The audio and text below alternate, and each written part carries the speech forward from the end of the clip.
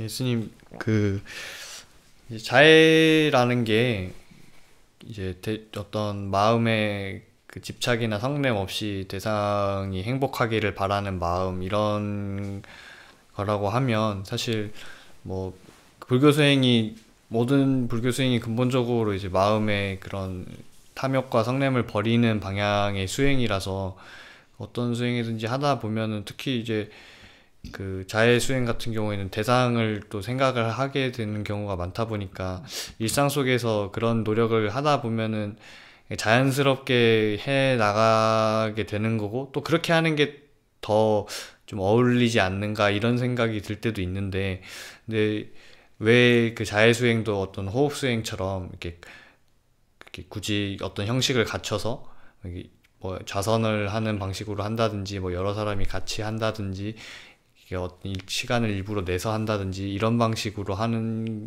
것에 어떤 목적이나 이유가 있는지 궁금합니다. 그거는, 그러니까 우리가 이제 호흡 수행이나 이런 것도 사실 호흡 수행을 통해서 좀 더 우리 마음을 섬세하게 볼 수 있고, 또 거기서 생긴 지혜를 일상으로 이제 적용하기 위한 어떤 방법이다, 이렇게 볼 수 있지. 호흡 수행 자체가, 좌선 자체가 전부는 아니잖아요. 예, 그런 것처럼 우리가 이제 자해 수행도 원래는 그 자해 수행의 제일 큰 이유 중에 하나는 그 화를 안 내는 거거든요. 예, 그러니까 어떤 대상을 만나더라도 화를 안 내고 그 대상에 대해서 우호적이고 이제 친절하고 또 부드러운 그런 마음을 내게 하는 그거에 이제 초점이 맞춰져 있는 거라서, 우리가 꼭 자선 상태에서만 뭐 그런 마음을 일으키는 건 아니잖아요. 우리가 예, 뭐 사람을 만날 수도 있고, 또 우리가 짐승을 이제 그런 또 동물들을 만날 수도 있고, 그 다양한 형태의 어떤 이제 존재들을 만나서, 생명체를 만나서 이렇게 대할 때 그 생명체를 괴롭히거나 고통스럽게 하거나 이런 게 아니라 이제 행복하길 바라는 이런 마음이잖아요. 예, 그래서 이 자애심이라고 하는 건 사실 뭐 행주자와 어느 때나 작용해야 되는 그런 마음인 거죠. 예, 근데 이제 어 우리가 자해수행을 할 때도 또 좌선을 통해서 어떤 특정한 대상을 이렇게 딱 정한 다음에 그 대상에게 이제 자애심을 보내, 이런 훈련도 하잖아요. 그런 수행도. 예, 그거는 또 약간 더 다른 목적이 좀 있습니다. 그러니까 좌선을 통해서 그렇게 자애심을 개발하는 건, 자애심을 좀 더 집중적으로 개발해서 그 힘이 또 일상으로 가게 하는 그런 측면도 있고요. 예, 또 하나는 뭐가 있느냐 하면은 이 자해 수행을 통해서도 선정에 들 수 있거든요, 우리가.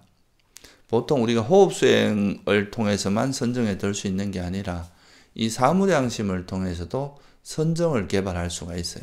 예, 근데 이제 선정이라고 하는 마음 상태는 어떤 걸어가거나 이런 행동 속에서 하기는 힘든 거고, 되게 안정된 자세에서 마음이 전혀 움직이지 않는 상태니까 어떤 행동이 일어날 수 없단 말이에요. 예, 그러니까 이제 그런 선정을 닦을 때는 좌선 자세가 가장 좋기 때문에 이제 좌선을 하는 것이고, 또 선정을 닦기 위해서는 그 대상 자체가 이렇게 너무 번잡하면 또 선정에 들 수가 없거든요. 대상이 하나로 고정돼야 되잖아요. 예, 그러니까 이제 어떤 특정한 사람이나 특정한 존재, 이게 이제 충분히 훈련된 사람은 모든 존재 이렇게 해서도 가능은 한데요. 일단은 이제 어떤 특정한 존재에게 자애심을 일으키는 방식으로 이제 그 수행을 하게 되는 거죠. 그래서 이제 일상 속에서도 우리가 언제나 그냥 누구를 만나도, 어떤 대상을 만나도 화를 안 내고 그 대상에 대해서 부드럽게 마음을 일으키고 친절하고 이렇게 하는 거는 언제나 실천할 수 있는데, 이 정도 가지고 선정에 들 수는 없거든요. 예, 그러니까 이제 자선 자세에서 이렇게 이제 그 자해 수행을 좀 전문적으로 할 때는 어떤 게 필요하냐 하면, 일단은 이제 그 대상이 딱 정해져야 되기 때문에 내가 어떤 원하는 존재에 대한 이미지를 이렇게 떠올리는 거죠. 예, 그러면 이렇게 그 사람의 이미지를 이렇게 떠올리고 그 이미지가 보통 또 산매력이 약한 사람은 이 이미지를 떠올려도 금방 없어집니다. 유지가 잘 안 돼요. 그래서 보통 이런 이제 자해 수행만 가지고도 선정에 들 수 있지만 호흡 수행을 통해서 이미 선정을 닦은 사람들이 이 자해로 선정에 들기는 훨씬 쉬워요. 근데 어쨌든 이 선정을 닦으려면은 그 이미지를 이렇게 떠올린 다음에 그 이미지가 이제 장시간 유지가 되면 마치 우리가 호흡 수행에서 처음에는 이제 호흡을 알아차리다가 이 호흡에서 이렇게 여기서 밝은 빛이 생기고 이 빛이 되게 안정되고 정착이 되면 그게 니미따라고 하는 게 되는 거잖아요. 그걸 통해서 선정에 드는 건데 이것도 마찬가지로 우리가 어떤 사람을 대상으로 이제 자해 수행을 할 때는 그 사람의 얼굴을 떠올렸다가 잊어버리면 또 이렇게 보고 떠올리고 이렇게 하다 보면 이 이미지가 시간이 점점 길어질 거 아니에요. 이제 정착되는 게. 그러다 보면 이제 그 사람의 이미지 이게 일종의 니미따 역할을 해주는 거죠. 그러니까 호흡 수행할 때 나타난 니미따 같은. 그러니까 이제 여기가 그 이미지가 이제 장시간 안정적으로 유지가 되면 그 이미지하고 이제 마음이 이 훌륭한 사람이 건강하고 행복하고 이런 마음이 확 충만하다 보면 이 마음이 되게 행복하고 편안해지면서 이 이미지하고 마음이 탁 하나 돼버리는 그런 상태가 와요. 그게 이제 우리가 그 선정이라고 하거든요. 그래서 이 자해 수행을 통해서도 우리가 초선, 2선, 3선까지는 갈 수 있다고 합니다. 있습니다. 왜냐하면 4선은 안 돼요. 왜냐하면 이 자해 수행 자체가 마음에 행복감이 있잖아요. 그러니까 행복이 있기 때문에 행복함이 있는 그 상태는 3선이잖아요. 3선까지는 행복인데 4선에는 행복이 아니라 평온한 느낌으로 바뀌잖아요. 그러니까 이제 최대는 3선이라고 보는 거죠. 그래서 이렇게 수행을 할 때는 자선을 통해서만 해야 돼요. 형식을 갖추어서. 근데 이렇게 해서 이제 자애심이 충분히 그런 자애심이 개발된 사람은 일상으로 와서 어떤 사람을 만나거나 어떤 대상을 만나도 이 자애심을 유지할 수가 있겠죠.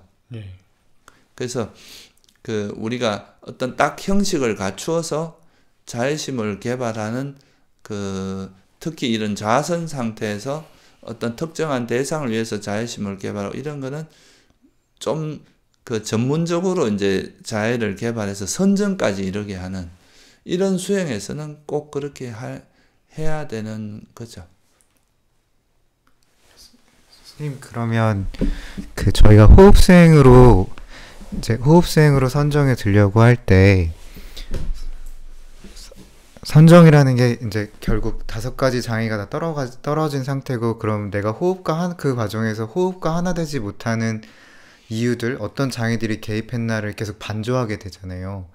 그럼 자해 수행을 할 때도 마찬가지로 내가 자해의 마음이 자연스럽게 이렇게 나오지 않고 어딘가에서 막혀 있을 때 그게 왜 그럴까, 또는 어떤 대상을 향해서는 유독 그게 잘 막히고 안 된다면 어떤 장애가 붙어 있기 때문일까, 이런 식으로 반조를 하는 것도 도움이 될까요? 아니, 그건 원리는 똑같아요. 이제 호흡 수행은 호흡이라는 방편을 통해서 우리 마음을 정화하고, 그러니까 마음을 청정하게 해가는 거잖아요. 그러니까 네. 어떻게 보면 선정을 닦는 수행을 심해탈이라고 표현하기도 하고 심청정이라고 표현하기도 하거든요. 네. 그러니까 이거는 마음에 있는 오장애를 일시적으로 버려서 마음을 그런 오염원들, 장애로부터 깨끗하게 만드는 네. 그 과정이기 때문에 그 방편이 호흡일 때도 있고 들숨 날숨일 때도 있고, 그 다음에 이런 자해의 대상일 수도 있고, 또는 가시나라고 하는 대상일 수도 있고, 다양한 대상이 있을 수 있는 거지. 그 수행을 이끌어가는 그 방향성은 똑같아요. 대상의 마음을 내가 하나 되려고 하는데 이 하나 되지 못하게 하고 자꾸 이렇게 딴 데로 마음이 움직이면 이 움직이게 만드는 게 다 이제 집착 아니면 화란 말이에요. 네. 그러니까 이걸 알아차리고 그걸 내려놓는 방식으로 수행을 하다 보면 우리 마음에서 이제 특히나 이제 자해 수행에서는 화가 가라앉는 게 되게 중요하겠죠. 네. 그래서 그 화가 이렇게 가라앉으면서 마음이 따뜻해지고 이제 이런 그 훈훈한 소위 말해서 이제 따뜻하고 그런 마음으로 그 대상을 향한 그런 자애심으로 충만하면 그게 이제 우리 마음에도 행복감을 일으키거든요. 그 행복을 통해서 이제 선정이 뜨는 거죠. 그러면 자의 개발이 지혜의 개발과 함께 가야 한다고 이해를 해도 될까요? 그렇죠. 불교에서 이제 이 지혜와 자비는 그러니까 서로 무관한 게 아니에요. 네. 그러니까 지혜가 있어야 우리가 결국 여기서 그 이런 자애심의 그 바탕이 되는 지혜 중에 하나가 그 이 세상의 모든 것은 조건지어져 있다는 거잖아요. 네. 서로 의지한다는 거예요. 네. 그러니까 내가 나쁜 마음을 일으키면 그게 또 타인에게도 전파가 되고, 그러니까 타인의 마음이 또 나한테도 영향을 주잖아요. 네. 그래서 이거는 이제 나와 다른 나와 남이 이렇게 무관한 게 아니라 서로 이렇게 연관되어 있기 때문에, 그래서 그런 마음으로 내가 행복하길 바라듯이 타인도 행복하기를 바라는 마음이 다 있을 거 아니에요. 네. 그러니까 내가 행복하길 바라는 만큼 다른 사람도 행복하길 바라고, 그래서 그런 이제 지혜가 바탕이 돼서 이게 이제 그 자애심이 개발되기 때문에 자애의 마음하고 이 지혜라고 하는 거는 둘이 아니다. 같이 가는 거다. 그래서 이 자애라고 하는 불교에서 이제 지혜와 자비는 서로 도움을 주는 거죠. 지혜가 있으면 자애심이 생기게 돼 있고, 또 자애심이 있다는 것은 화가 없다는 상태니까, 이 화가 없이 마음이 이제 고요하게 가라앉은 상태니까 이런 마음에서 지혜가 생기기는 아주 최적화된 마음이잖아요. 네. 그래서 지혜와 자비는 서로에게 굉장히 좋은 영향을 주고, 그러니까 불교에서 말하는 그런 지혜가 있는데 자애심이 없다, 이것도 거의 어려운 이야기고, 자애심이 있는데 또 지혜가 부족하다, 이런 것도 좀 어렵죠. 그래서 불교에서는 지혜와 자비심이라고 하는 것은 함께 간다. 그래서 수레의 두 축과 같다, 이렇게 보면 됩니다. 네, 스님 감사합니다.